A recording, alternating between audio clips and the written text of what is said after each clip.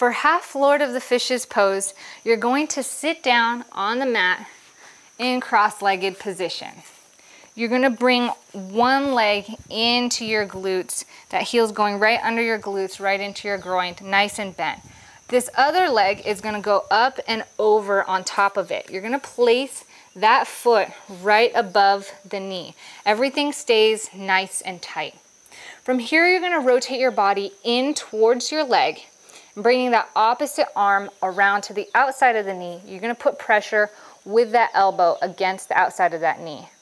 As you rotate, you're gonna exhale, and then you're gonna bend your elbow, raising your palm up nice and straight. It's gonna be perpendicular to the floor. Make sure you look back as far as you can as you breathe deeply into this pose.